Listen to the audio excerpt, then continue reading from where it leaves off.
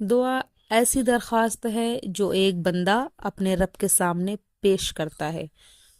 دعا دنیاوی فوائد کے لیے بھی کی جا سکتی ہے اور آخرت کے فوائد کے لیے بھی، مثلاً دولت، کامیابی اور صحت وغیرہ کے لیے کی جا سکتی ہے۔ اسی طرح مغفرت، دوزخ سے نجات اور جنت کے حصول وغیرہ کے لیے بھی دعا کی جاتی ہے۔ اللہ تعالیٰ نے اہل ایمان کو حکم دیا ہے کہ وہ صرف اسی سے دعا کریں اور جو کچھ چاہتے ہیں اسی سے مانگے۔ اللہ تعالیٰ کا فرمان ہے، اور تمہارے رب نے کہا ہے تم مجھے پکارو، میں تمہارے لیے تمہاری دعائیں قبول کروں گا۔ چند اوقات ایسے بھی ہیں جن میں مانگی ہوئی دعا ضرور قبول ہوتی ہے۔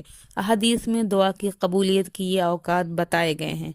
دیکھیے، رات کا آخری حصہ، اذان اور اقامت کے درمیان کا وقت، جمعے کے روز ایک گھڑی جس میں دعا قبول کی جاتی ہے، جس وقت آدمی سجدے میں ہوتا ہے، عرفہ کے دن، رات کو سوتے میں آنکھ کھل جانے پر، فرض نماز کی ادائیگی کے بعد، اذان کے بعد، اسی طرح میدان جنگ میں، لیلۃ القدر میں اور دوران بارش مانگی جانے والی دعائیں قبول ہوتی ہیں۔ اس کے علاوہ توبہ کرنے والے کی دعا رات یا دن کے ہر گھڑی میں قبول کی جاتی ہے۔ جن لوگوں کی دعا ضرور قبول ہوتی ہے وہ مندرجہ ذیل ہیں، جیسے مظلوم، مسافر، باپ کی دعا بیٹے کے حق میں، غازی، حج اور عمرہ کرنے والا، نیک اولاد کی دعا والدین کے حق میں، روزہ دار اور بیمار کی دعا۔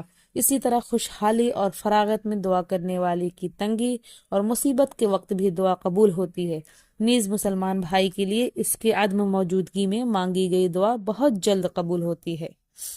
اچھا، دعاؤں کے کچھ آداب بھی ہیں، یعنی دعا کرنے والے کا رزق حلال ہو، دعا سے پہلے اللہ تعالیٰ کی حمد و ثنا کی جائے، پھر رسول اللہ صلی اللہ علیہ وسلم پر درود بھیجا جائے، اپنے گناہوں سے توبہ کی جائے اور گناہوں کا اعتراف کیا جائے، اللہ تعالیٰ کی بے شمار نعمتوں پر اس کا شکر ادا کیا جائے، پہلے اپنے لیے دعا مانگی جائے، بعد میں دوسروں کے لیے دعا کی جائے، مسنون دعاؤں کے ذریعے سے اللہ تعالیٰ سے مانگا جائے اور دعا کا اختتام پر بھی درود کیا جائے۔ دعا پوری عاجزی و انکساری کے ساتھ مانگی جائے، اپنی حاجات کا بار بار ذکر کیا جائے، اللہ تعالیٰ سے اس کے پاک ناموں اور صفات کے واسطے سے مانگا جائے۔ دعا کرنے والا اپنے نیک اعمال کا بھی ذکر کر سکتا ہے جو اس نے فی الواقع کیے ہیں۔ بہتر ہے کہ دعا قبلہ رو ہو کر مانگی جائے، باوضو ہو کر اور ہاتھ بلند کر کے اللہ تعالیٰ سے مانگے تو زیادہ بہتر ہے۔ اللہ تعالیٰ سے دعا کرتے وقت بندگی کے حدود سے تجاوز نہ کیا جائے اور ناجائز، غیر فطری اور غیر طبعی دعائیں نہ کی جائیں، مثلا پیغمبر بنائے جانے کی دعا یا ہمیشہ زندہ رہنے کی دعا کرنا۔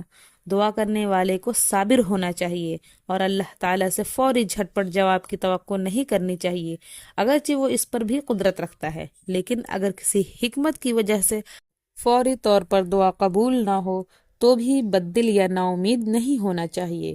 صبر سے کام لیا جائے اور بار بار مانگا جائے یہاں تک کہ نتائج دکھائی دینے لگیں۔